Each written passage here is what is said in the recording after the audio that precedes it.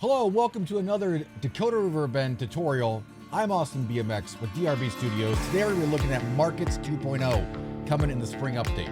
This update will bring much needed features to the market system, including an automated way to get your market set up, an ability to move your market when you're ready to, close it down when you're not using it, and also add workers, cashbox, storage, and so much more. Sit back because it's time to create.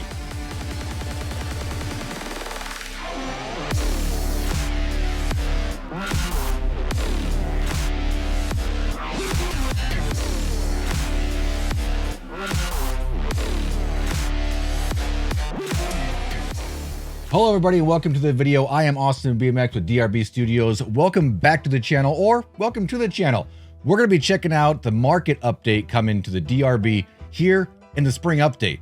It's pretty awesome and we're going to go over all the features you need to know. First, let's take a look at how you can actually get a new market set up in Dakota River Bend. Previously, you had to put in an application and get approval for all that to happen. Now you can just do it yourself in game. For the sake of this video, we're going to be doing everything with controller as well, although it can be done with keyboard and mouse. First thing to do is head on over to one of the two current government services buildings in Blackwater or Saint Denis. They're both located near where the job board used to be, or currently is. Once you've made it over to the government services office, just go ahead and speak to the clerk. You can see a new section called Markets. When you click on this market, you're going to have two options that you're going to be seen with. One of them is file market application. That's where you're going to pay the fee to get yourself a new market permit. And the second one is going to be pay market fine. We'll talk about that more later in this video. All right, so let's go ahead and file market application. It does cost $20,000, but it is a big investment for our business. We're going to go ahead and buy that. It now says that you have purchased a new market permit and used the new command market_permit to access the menu. So we'll go ahead and go outside and we'll access that menu. Once we've accessed that menu, you'll see it pop up here, the market permit menu. Now we haven't placed anything down, so we have this one selection here that says place down new market. It says down the bottom to place down your new market permit. This cannot be in a town or near other markets that you're not a part of. So you can be a part of other markets and actually have a group, but if you're not part of a market, you have to be kind of spread out. It does say that you need to access your market within every 7 days to keep it active. So buying your own market is a pretty big deal. You need to be an active player and actually be on accessing that stuff every 7 days. If you're not, your market will go in a hold status. And that's what the other function over at the county clerk's office does. It allows you to pull your market out of hold status. Now you won't lose your market unless you're inactive for a lot longer. But every 7 days, if you're not active, your market will go into a hold status and then it won't be visible on the map for other players anymore. So definitely you want to stick with it. All right, so we've made it just out of town, I believe. Yeah, we're just outside the radius there. We can go ahead and put our market down here now. So now if we go ahead and do our command, it will allow us to put down our market. We click on this button and it asks us what kind of market we want to put down. Now, you can change this in the future, and we'll get into that after we get through some of the other functions as well, which allows you to actually have multiple different kind of markets depending on what you want to sell that day. But let's go ahead and pick a flea market. So there we are. We place our flea market. It says right now, open and market. Now it doesn't look very personalized, does it? Let's go ahead and open our market permit option again. Anytime you want to actually change the name or the type or something related directly to your market itself, you're going to want to use the market permit command. This will bring up the options to actually change the permit and documentation for that market. Here we can change the market name, we can change the market type, we can add a market webhook, which will tell us some information sent over to Discord. We can move our market. We can open and close our market ourselves, which means it won't go on a hold status if we're going to take a week off. We can actually close the market before we leave, and then the market won't close itself down. We can also delete our market if we want, or we can transfer the ownership of this market to somebody else. So we'll click on market name and allow us to change our name. We're just going to go ahead and go in here and call it Fiddlepots something. Not sure yet. We'll figure it out, won't we? We always do. Go ahead and put in Fiddlepot Goods. At that point, it'll ask us if the new name Fiddlepot Goods is what we want. We'll go ahead and hit Y for yes, hit accept, and it says your new market name has been saved. As you can see down in the bottom right, it already has the change there. Fiddlepot Goods. As you can see in the market permit, we also can change the market type. If we click on this, it'll bring us back to the menu. We can go down. We originally picked flea market. Let's just go ahead and change that now to a collector market.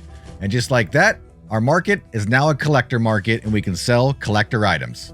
One good thing to note, if you load items into a certain type of market, when you change the market, those items don't go away. They're just not accessible by your consumers because your current market is set up as a different market. But as soon as you change your market back to what it was before, all those goods will then become back into your market. Market webhook is self-explanatory. It's just like the webhook for both the camping and the housing. You'll click on this and then use the /webhook command to load in your webhook for your market. We have move market. This is used when you want to move your market to a different location. You want to be in the new location and then use the market permit command to then move your market to that spot. We have open and close. This will allow you to open and close your market. If we click on this, it will say type confirm to close your market. This will then make our market close, which you see that the prompt is gone now. It is not here anymore. If we open our map, we have no blip as well. Now to get this back, we have to open up our market permit menu and then go down to open close again. It will then say type confirm to open your market. And voila, our market is now open. It's right back here. It's all good for everyone to buy our stuff. You might ask, what's the point in that? Well, it's a good thing you ask because if you are not going to be around for a while, you can actually close your market and then it won't go into a hold. You want to do this because if your market goes into a government hold because you're not around, it's going to cost you a good fine to get it unlocked. And also for RP reasons, maybe you only want your market around when you're around. That way you can create some pretty fun interactions. Of course, we have delete market option. This will completely delete your market and remove your permit. You will have to purchase a new permit from the permitting office, which is pretty spendy. But this is for people that are completely done, don't want the taxes involved with the market anymore, and just want to get rid of it. You also have the option to transfer ownership. You can transfer ownership of your market to any other player that does not have a market already. Of course, that player will need to be near you and accept that transfer, and you can go ahead and do that. Now let's go ahead and take a look at the actual market menu. If we hit open on this, you will see it pop up. We have all the basic options plus many more. Of course, we have the add products and remove products. We have the cash box. We have the market ledger, market storage, add workers, and view workers. Let's go through each one of these. Self-explanatory, add products, remove products are just like they always have been. Allows you to add products to your market and remove products to your market that you no longer have for sale. We have the new cash box, the new cash box system for non-public markets. This is where all sales of your market go to. The owner of a market will need to come here and clear out the cash box if they want to bring that money to the bank and also pay any workers they have. The market ledger will be the new area where all sale notifications come for any non-public markets. Market storage is self-explanatory. It's just shared storage that workers and owners can access to keep things in. We have add workers where you can add workers that are near you and view workers, which also allows you to remove them. Any workers will be allowed to add and remove products. They will be allowed to view the cash box. They cannot remove money from it, and they can view the market ledger and the storage as well. Another great update we've done to Markets 2.0 is we've made the adding of products completely controller friendly. If you guys see, if we go to add products here and we pick on any product, we're just going to click on something we might actually have, common ore, maybe some stone, and we're using a controller now. We get these buttons here. Now, if you want to increase how much each stone is worth, just use the D-pad, go up and down, just like that. We'll sell each stone for $5 a piece. How many do we have?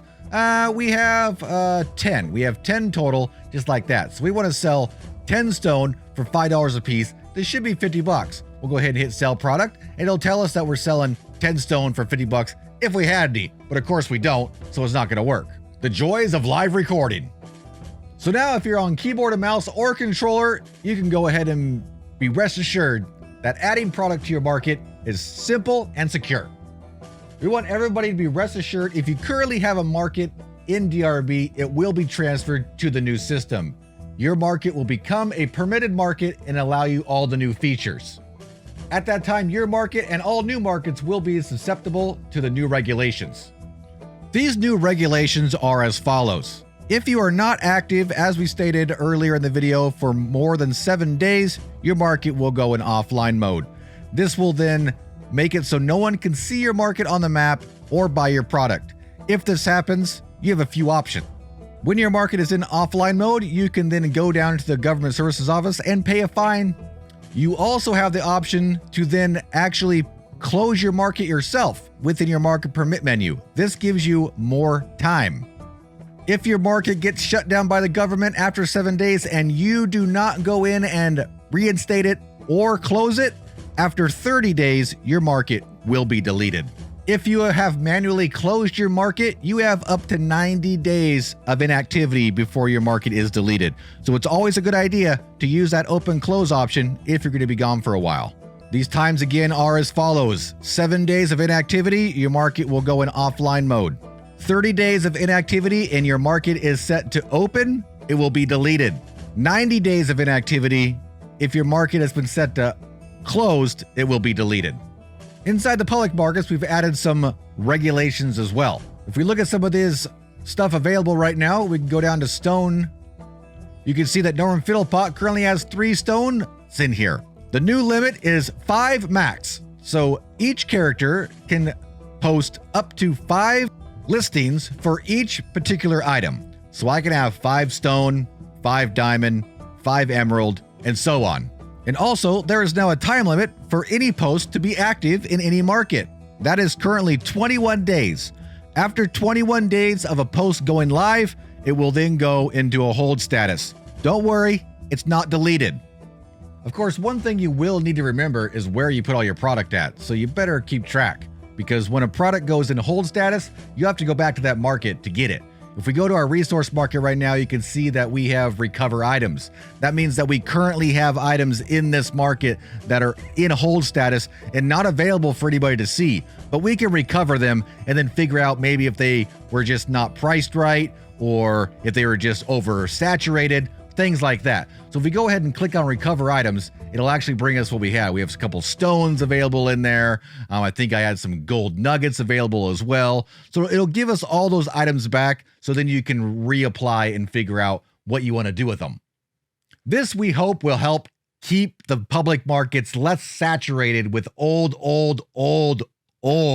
items that have been in there forever. We do hope this new update helps bring more life to the market system and allows everyone to partake in something that is fun and enjoyable to make some money and some interactions. If you guys want to see more videos on the Dakota River Bend, make sure to hit the subscribe button. And if this video is helpful in any way, make sure to hit that like. I'm Austin BMX with DRB Studios, bringing ideas to life. Hope to see you again sometime, but until then, keep on creating.